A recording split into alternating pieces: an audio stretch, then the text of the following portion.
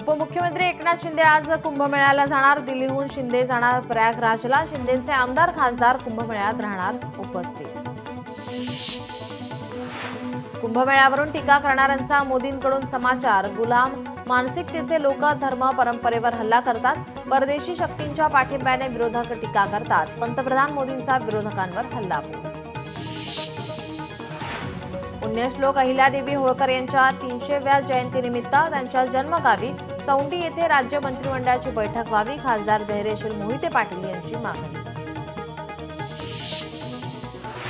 इंदापूर बस स्थानकातील नवीन 10 बस डेपोला मिळाल्यावरून राष्ट्रवादी काँग्रेसच्या दोन्ही पक्षामध्ये श्रेयवादाची लढाई। सुप्रिया सुळे यांच्या प्रयत्नामुळे इंदापूर बस डेपोला नवीन एसटी बस मिळाल्या असल्याचं महारुद्र पाटील यांचा दावा। ठाण्यातील मामा भांजे डोंगरावर काही दिवसांपूर्वी लागलेल्या आगीमुळे झाडे जळून प्रचंड प्रमाणात नैसर्गिक हानी। या संदर्भात दोषींवर कारवाई करण्यात यावी असे निवेदन मनसेच्या शिष्टमंडळाने वनमंत्री गणेशजी नाईक यांना दिले आहे। वनमंत्री गणेश नाईकांकडून तात्काळ कारवाईचे आदेश। शिंदेंच्या बालेकिल्ल्यात गणेश नाईकांचा जनता दरबार। ठाण्यातील खारकर आळी येथे आज गणेश नाईकांच्या जनता दरबाराचं आयोजन। पैठण तालुक्यातील आपे गावात प्रधानमंत्री आवास योजनेअंतर्गत मंजूर झालेल्या लाभार्थींना घरकुल मंजुरी पत्राचे वाटप। सरपंच पांडुरंग आवटे यांच्या हस्ते करण्यात आलं प्रमाणपत्राचं वाटप। भिवंडीच्या अनगावात मंत्री नितेश राणे यांच्याकडून गोपाल गोशाळेची पाहणी करत गोशाळेतील सर्व समस्या जाणून घेतल्या। मुंबईतील उष्णतेत वाढ। तापमानाचा पारा आणखी वाढणार। पुढचे काही दिवस उन्हाची झळ बसणार आहे, तर रविवारी तापमान 37.2 अंशांवरती होतं। उन्हाळ्याची चाहूल लागायला सुरुवात झाली। बाजारात नक्षीदार लाल काळ्या रंगाचे माठ बाजारात विक्रीसाठी दाखल झाले।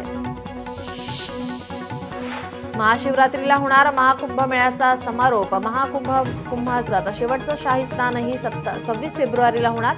महाशिवरात्रीला महाकुंभमेळ्यात मोठी गर्दी पाहायला मिळणार। मध्य रेल्वेकडून 28 होळी विशेष रेल्वे गाड्या चालवण्यात येणार। मध्य रेल्वेने दिलेल्या माहितीनुसार सीएसएमटी नागपूर सीएसएमटी साप्ताहिक विशेष रेल्वे गाडीच्या 8 फेऱ्या धावतील। होळीच्या सणादरम्यान प्रवाशांची अतिरिक्त गर्दी लक्षात घेऊन निर्णय घेतलाय। लातूर तालुक्यातील मुरुडमधील ग्रामीण रुग्णालयातील छताच्या प्लास्टरसह छताचा काही भाग कोसळल्याची घटना घडली। खाटेवर रुग्ण नसल्यामुळे जीवितहानी टळली। अमरावतीच्या नागरवाडीमध्ये गाडगेबाबांची जयंती उत्साहात साजरी। नागरवाडी गावामध्ये काढण्यात आलेल्या शोभायात्रेत हजारो भाविक सहभागी। यावेळी गरजूंना वस्त्रदान तसेच रक्तदान शिबिराचं आयोजन।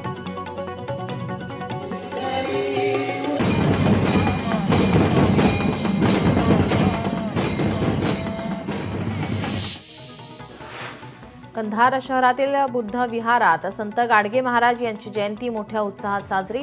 नगरपालिकेच्या स्वच्छता करणाऱ्या महिलांचा विशेष सन्मान।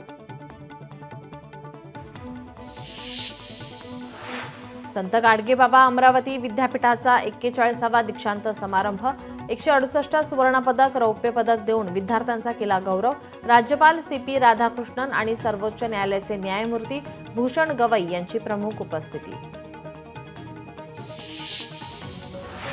संत गाडगेबाबा जयंतीनिमित्त स्वच्छता अभियान रॅली। जिल्हा सामान्य रुग्णालय परिसर स्वच्छ करत रॅलीला सुरुवात। राष्ट्रसंत साईनाथ महाराज यांच्या उपस्थितीत स्वच्छता अभियान रॅली संपन्न।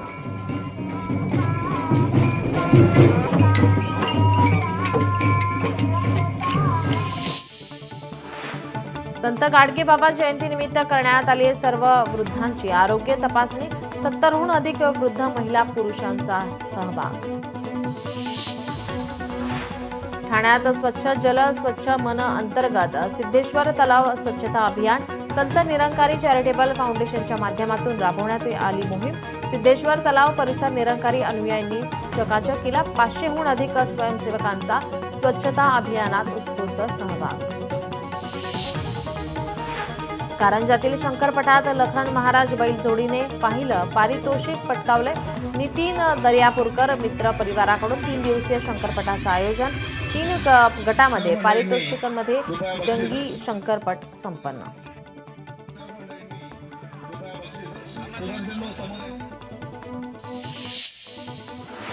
परळीतील वैद्यनाथ मंदिरात महाशिवरात्रीची जय्यत तयारी. मंदिराला आकर्षक विद्युत रोषणाई. वैद्यनाथ मंदिरात देशभरातून भाविक दर्शनासाठी दाखल. भाविकांची कुठलीही गैरसोय होऊ नये याकडे ट्रस्टचं लक्ष.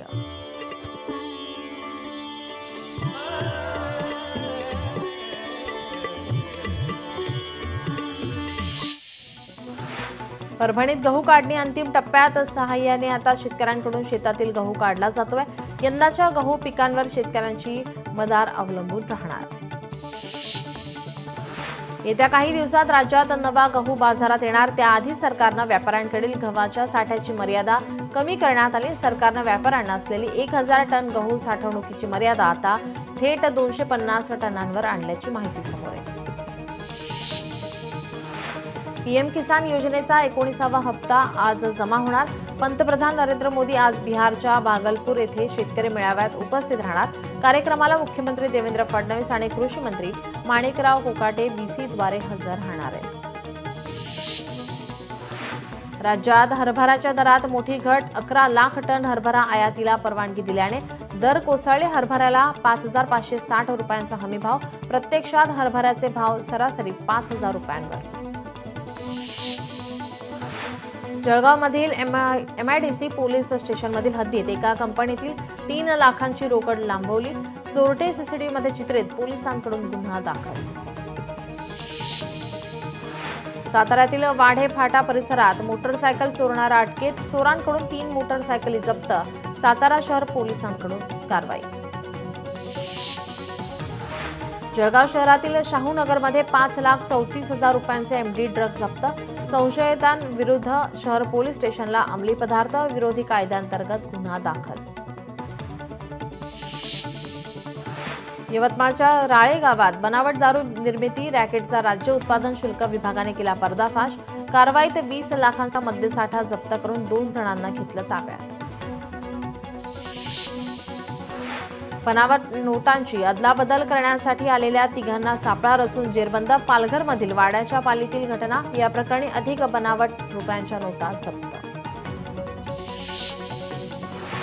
छत्रपती संभाजीनगरात निवृत्त DYSPचे घर फोडून 7 लाख लंपास. पोलीस कॉलनीतच झाली चोरी. या प्रकरणी सातारा पोलिसांनी गुन्हा दाखल केलाय.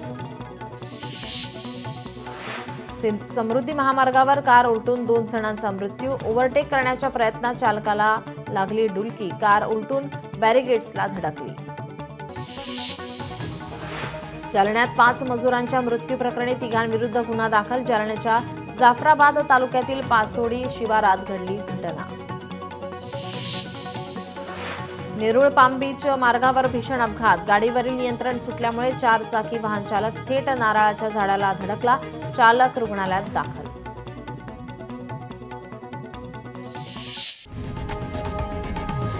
लोकशाही मराठी ऐका, पहा, जागरूक रहा.